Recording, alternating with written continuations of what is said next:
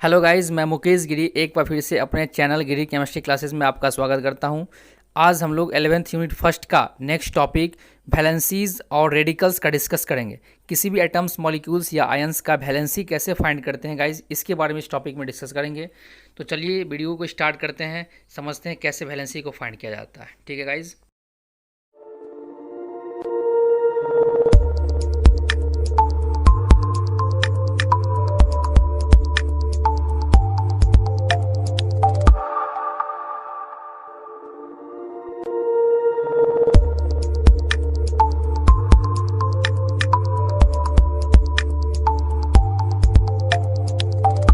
Guys आज का topic start करते हैं वैलेंसी।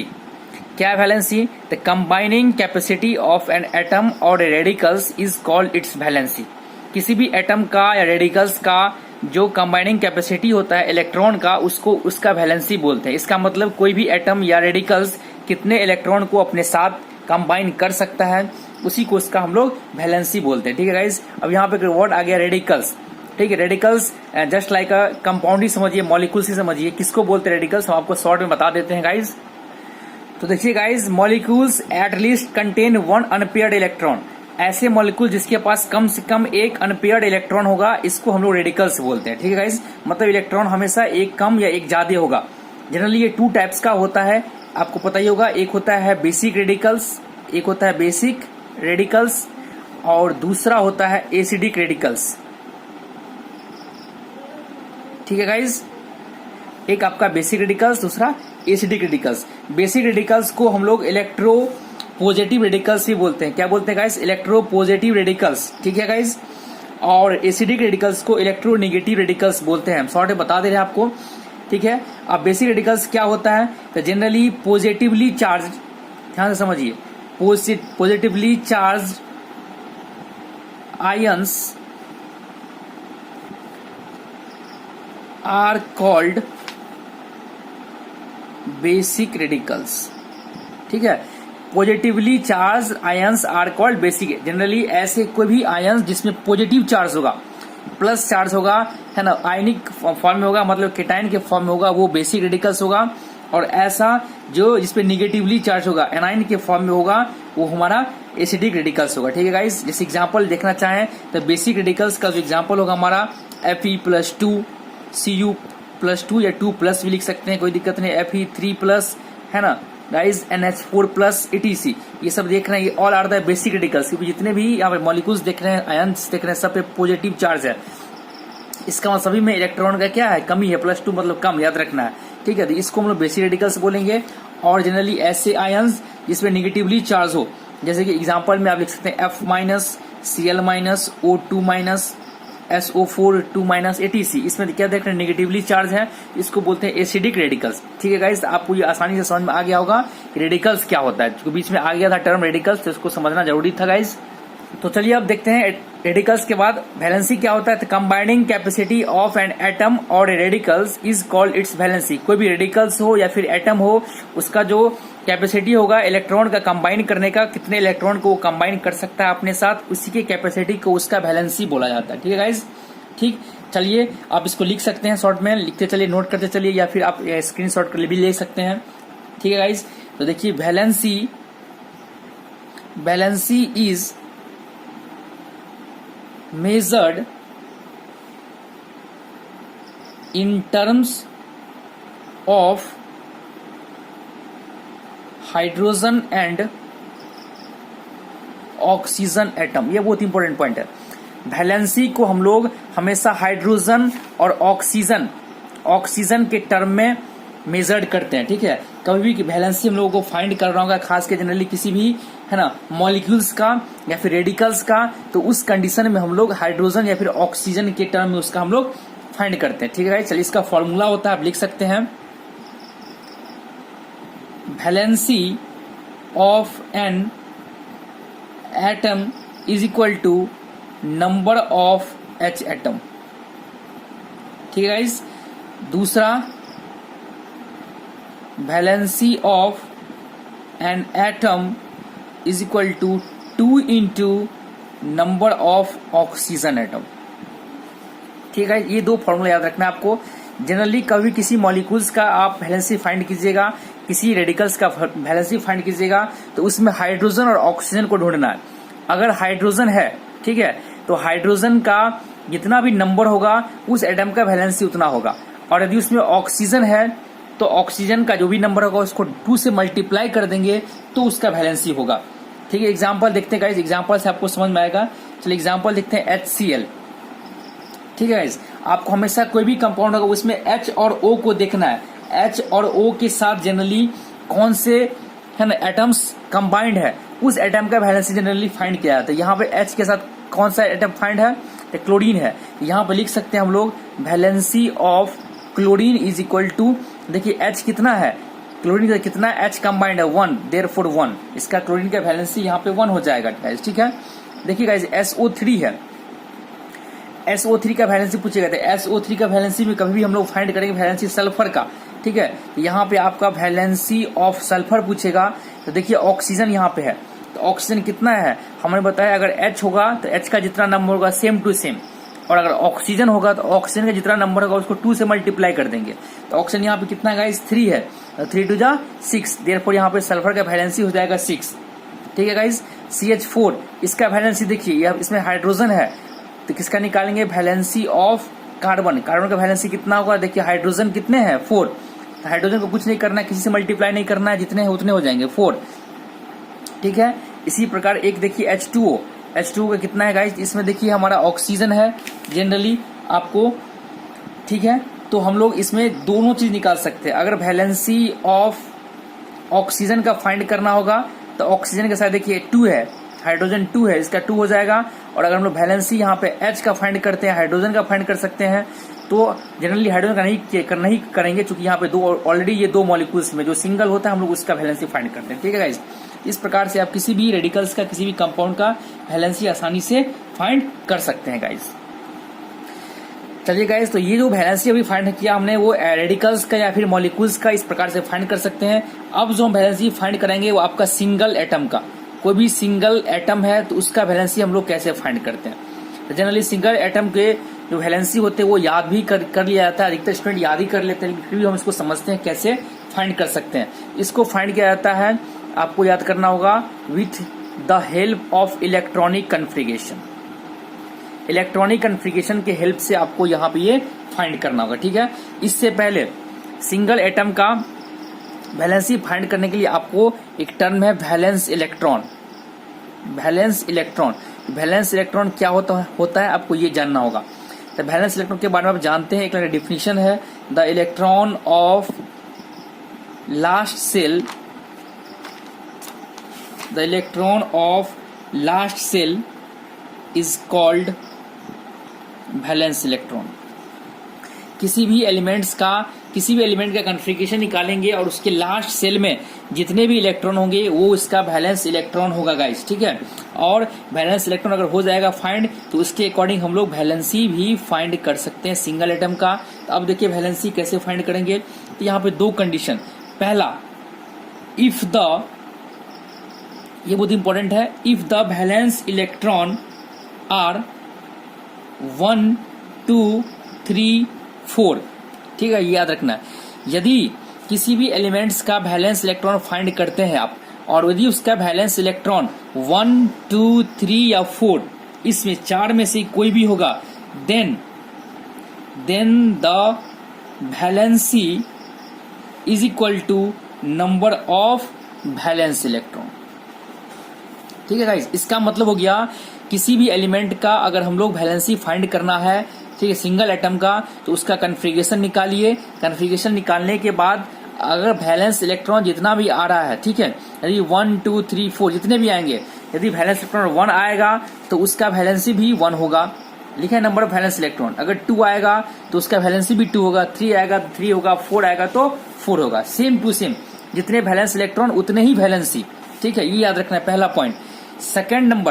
सेकंड क्या है rule, if the valence electron are 5 6 7 and 8, यदि वैलेंस इलेक्ट्रॉन 1 2 3 4 के अलावा रेस्ट 5 6 7 या फिर 8 आ जाए तो इस कंडीशन में वो चेंज हो जाता है। देन द ठीक है guys, then the valency of an element और atom is equal to 8 minus valence electron.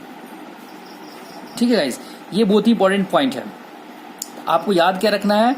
यदि वैलेंस इलेक्ट्रॉन 1 2 3 4, अगर 1 2 3 4 वैलेंस इलेक्ट्रॉन आता है तो उसका वैलेंसी भी 1 2 3 4 ही होगा। इट मीन्स यदि 1 है तो 1 वैलेंसी, 2 वैलेंस इलेक्ट्रॉन तो valency 2, 3 valence electron valency 3, 4 valence electron valency 4। और यदि वैलेंस इलेक्ट्रॉन 5 आ जाता है, 6 आ जाए, 7 आ जाए, 8 आए, इस चारों में से कोई आए तो उसको हम 8 माइनस वैलेंस इलेक्ट्रॉन करेंगे। यदि 5 आ रहा है तो 8 माइनस 5, 6 आ रहा है 8 माइनस 6, 7 आ रहा है 8 माइनस 7, 8 आ रहा है 8 माइनस 8। इस प्रकार से ये दो इंपॉर्टेंट फॉर्मूलेज हैं, इसके मदद से आप आसानी से किसी का भी वैलेंसी फाइंड कर सकते हैं गाइज। चलिए एग्जाम्पल के साथ बताते हैं, एग्जाम्पल जब तक नहीं देखिएगा तब तक आपको क्लियर नहीं होगा।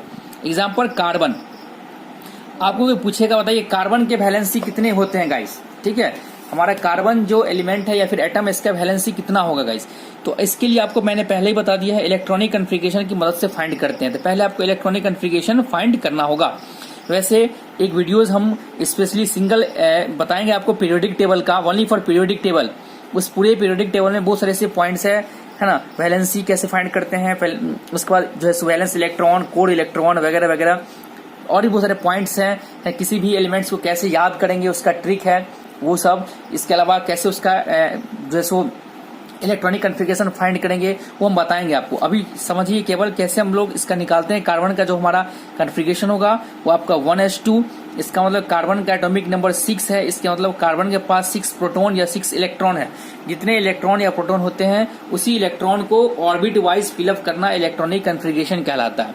इस 6 इलेक्ट्रॉन को ऑर्बिट वाइज भर देंगे, 1s2, 2s2, 2p2। देखिए 2 2 4 2 6, हालांकि इसका रूल है भरने का, हम आपको उस वीडियोस में बताएंगे। अगर आपको भी याद होगा तो यहाँ पे ध्यान से देखिए, 1s2, 2s2, 2p2, 2 2 4 2 6 इलेक्ट्रॉन को मैंने कार्बन में भर दिया। अब देखिए ये यहाँ पे कन्फिगरेशन की मदद से कार्बन का वैलेंस इलेक्ट्रॉन हम फाइंड कर सकते हैं। यहाँ पे वैलेंस इलेक्ट्रॉन कार्बन का कितना होगा, अभी मैंने आपको बताया है कि वैलेंस इलेक्ट्रॉन किसको बोलते हैं। तो लास्ट सेल में, सबसे लास्ट सेल में जितने इलेक्ट्रॉन है, तो सबसे लास्ट सेल देखिए आपका गाइस, यहाँ पे सबसे लास्ट सेल कौन सा है, 2 है गाइस। लास्ट सेल का मतलब देखना सबसे बड़ा आपको ऑर्बिट ये ढूंढना है, 1 2 3 4 वाई ये सेल हमारा होता है। तो सबसे बड़ा ऑर्बिट यहाँ पे 2 है। ठीक है, तो ये 2 हमारा जो सेल है सबसे बड़ा है। इधर 2 वाले सेल में कितने इलेक्ट्रॉन है, तो 2 वाला यहाँ भी है और 2 वाला यहाँ भी है, तो इसमें 2 इलेक्ट्रॉन, इसमें 2 इलेक्ट्रॉन है। 2 + 2 = 4। इसका मतलब कार्बन का जो वैलेंस इलेक्ट्रॉन निकल गया 4। और अभी मैंने आपको जस्ट बताया है यदि वैलेंस इलेक्ट्रॉन 1 2 3 4 में से जो भी आए तो उसका वैलेंसी भी उतना ही होगा। इसका वैलेंस इलेक्ट्रॉन 4 है, इसलिए इसका वैलेंसी भी कितना हो जाएगा गाइस, तो 4 हो जाएगा। इस प्रकार आपको ये आसानी से समझ में आ गया होगा। एक और एग्जांपल बताते हैं नेक्स्ट हम क्लोरीन का। ठीक है, देखिए क्लोरीन का एटॉमिक नंबर 17 होता है। इसका कन्फिगरेशन निकालिएगा आप तो निकलेगा 1s2, 2s2, 2p6, 3s2, 3p5। ठीक है गाइस, देखिए यहाँ से 2 + 2 4 + 6 10 + 2 12 + 5 17। देखिए 70 इलेक्ट्रॉन फिलअप हो गया। इसका देखिए वैलेंस इलेक्ट्रॉन कितना होगा, पहले वैलेंस इलेक्ट्रॉन फाइंड कीजिए। तभी बताएं सबसे लास्ट सेल में, सबसे लास्ट सेल यहाँ पे 3 वाला है। 3 वाले में कितने इलेक्ट्रॉन है, 5 + 2 7। इसका मतलब क्लोरीन का वैलेंस इलेक्ट्रॉन 7 है। अब देखिए जस्ट आपको बताया है यदि वैलेंस इलेक्ट्रॉन हमारा 4 से ज्यादा हो, 5 हो, 6 हो, 7 हो या 8 हो, तो उसको हम 8 माइनस करते हैं। ठीक है, तो यहाँ पे जिसका वैलेंसी होगा वो कितना होगा, 8 माइनस वैलेंस इलेक्ट्रॉन। कितना वैलेंस इलेक्ट्रॉन आया है, 7। तो 8 - 7 = 1। देयरफॉर क्लोरीन का जो वैलेंसी होता है वो आपका 1 होता है। आपको ये याद था, बहुत सारे स्टूडेंट याद कर लेते हैं, लेकिन कैसे होता है ये आपका ये फॉर्मूला है। यहाँ से आप किसी भी एटम्स का, किसी भी एलिमेंट्स का वैलेंसी आसानी से फाइंड कर सकते हैं गाइज। तो आपको ये वैलेंसी के बारे में अच्छे से समझ में आ गया होगा। ठीक है गाइज, अगर फिर भी कुछ प्रॉब्लम हो तो आप हमें कमेंट में लिखिएगा, हम आपको उसको सॉल्व करने की कोशिश करेंगे। ठीक है गाइज, एक और इम्पोर्टेंट बात गाइज, कभी कभी क्या होता है कुछ ऐसे भी एलिमेंट्स होते हैं जिसके वैलेंसी वेरिएबल होते हैं। एलिमेंट्स विथ वेरिएबल वैलेंसी, मतलब 1 से ज्यादा वैलेंसी भी हो सकता है। तो इस कंडीशन में गाइज आप एक बात याद रखिएगा कि इफ, हम यहाँ नोट करा दे रहे हैं, if radicals with lower valency, यदि किसी रेडिकल्स का वैलेंसी लोअर होगा तो वो इंड्स बाय OUS, तो हमेशा लास्ट में OUS से इंड्स करेगा। ठीक है गाइज, इफ रेडिकल्स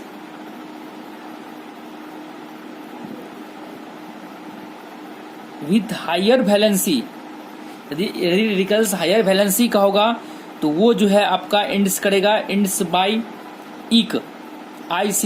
ये 2 पॉइंट बहुत इंपॉर्टेंट याद रखना गाइस। ठीक है, कभी कभी क्या होता है एक से अधिक वैलेंसी होते हैं, जैसे एग्जांपल में अभी आपको बताते हैं हम FeCl2 और FeCl3। यहाँ पे देखिए इसका FeCl2, यहाँ पे जो हमारा ये फॉर्मूला के अकॉर्डिंग बताएंगे आपको, एक वीडियोस में ये भी बताएंगे कैसे फॉर्मूला लिखा जाता है। यहाँ जो देख रहे हैं आप क्लोरीन, ये 2 जो लिखा हुआ है 2, ये वैलेंसी है इसका आयरन का, और ये जो 3 देख रहे हैं ये वैलेंसी है आयरन का। ठीक है गाइस, जब फॉर्मूला में हम लोग जब एक साथ लिखते हैं ना तो वैलेंसी को क्रॉस करके लिखा जाता है। ठीक है, यहाँ क्लोरीन के साथ जो भी नंबर होगा वो इधर वाले एटम्स का वैलेंसी होगा और इधर वाला इधर एटम्स का वैलेंसी होगा। इसका मतलब यहाँ पे 2 और 3 2 फॉर्म में है, तो एक आयरन का वैलेंसी 2 है और एक आयरन का वैलेंसी 3 है, तो यहाँ पे देखिए 2 वैलेंसी आयरन के हैं। तो इस कंडीशन में इसको कैसे लिखेंगे, तो ये आपको यही बताया आपको, यदि वैलेंसी लोअर होगा, यदि वैलेंसी हमारा लोअर हो, कम हो, तो उसके लास्ट में OUS लगाते हैं। इसलिए इसके गाइस इसका आयरन को हम लोग क्या बोलते हैं, फेरस बोलते, फेरिक फेरस, तो यहाँ पे इसका नाम हो जाएगा फेरस। क्या हो जाएगा, फेरस। ठीक है, और क्लोरीन को पता ही आपको क्लोराइड बोला जाता है, तो फेरस क्लोराइड, इसको हम लोग पढ़ेंगे फेरस क्लोराइड। और अगर वैलेंसी ज्यादा होगा, हाई होगा, यहाँ पे देखिए हाई है, तो हाई वाले में इक लगाते हैं, तो यहाँ पे हम लोग क्या पढ़ेंगे, फेरिक क्लोराइड। जनरली स्टूडेंट क्या करते हैं गाइस, ये तो याद हो जाता है, उनको पता है कि FeCl2 को फेरस क्लोराइड बोलते हैं और इसको फेरिक क्लोराइड बोलते हैं, लेकिन फेरस और फेरिक क्यों बोलते हैं, कहां से आया, ये आपको समझना है वैलेंसी के कारण। अगर लो वैलेंसी है तो OUS लगाएंगे और अगर हाई वैलेंसी है तो FeS लगाएंगे। एग्जाम्पल एक और बताते हैं आपको, SnCl2 एंड SnCl4। देखिए यहाँ पे जो ये 2 देख रहे हैं, ये स्टेनस टीन जिसको बोलते हैं, SN का फॉर्मूला है। ठीक है गाइस, यहाँ पे SN का वैलेंसी 2 भी है और SN का वैलेंसी 4 भी है। तो देखिए यहाँ पे लोअर है, कम है, तो लोअर में हम लोग क्या लगाते हैं, OUS लगाते हैं, तो इसका नाम हो जाएगा गाइस स्टेनस क्लोराइड। ठीक है गाइस, और इसका जो नाम हो जाएगा स्टेनिक क्लोराइड। ठीक है, इस प्रकार से आप आसानी से जिसके एक से अधिक वैलेंसी होंगे उसका नाम कैसे लिखेंगे, किस में इक लगाएंगे और किस में OUS लगाएंगे, आप आसानी से लिख सकते हैं गाइज। तो ये बहुत ही इंपॉर्टेंट पॉइंट था याद करने का। तो इस प्रकार से आप ये टॉपिक जो था आज का हम लोगों का वैलेंसी और रेडिकल्स हमने आपको बताया, ये आपको आसानी से समझ में आ गया होगा गाइज। अगर आ गया होगा तो अच्छी बात है, और अगर नहीं आया होगा, कुछ प्रॉब्लम अगर होगा तो आप हमें कमेंट बॉक्स में लिखिए, हम आपको दोबारा बताने का जरूर कोशिश करेंगे। तो आज के लिए इस वीडियोस में इतना ही रखते हैं गाइज। हम बारी बारी से वीडियोस बेसिक लोड कर रहे हैं एक लाइन से। ये हमारा जो वीडियोस नंबर, ये लेक्चर नंबर 7 है, 7th वीडियोस आज हम लोड करने जा रहे हैं। ठीक है, इससे पहले 6 वीडियोस और हमने बनाया है जो बेसिक कंसेप्ट का है, आप उसे वहां से एक बार जरूर देखें, क्योंकि जितने भी अभी तक वीडियोस मैंने बनाया है सब बेसिकल वीडियोस है, बेसिक कंसेप्ट का है। ये देखने से आपके केमिस्ट्री के जितने भी बेसिक टर्म्स हैं वो आपके बहुत ही स्ट्रांग हो जाएंगे, ताकि आपको आगे केमिस्ट्री 11th और 12th पढ़ने में बहुत ही है ना इंटरेस्टिंग होगा, मजे आएगा, आपको कभी भी कहीं भी कुछ प्रॉब्लम नहीं होगा। इसलिए सभी वीडियोस को देखें, और अगर वीडियोस आपको अच्छा लगे तो चैनल को लाइक जरूर करें, सब्सक्राइब जरूर करें और शेयर जरूर करें। ठीक है गाइज, आज के लिए इतना ही, थैंक यू।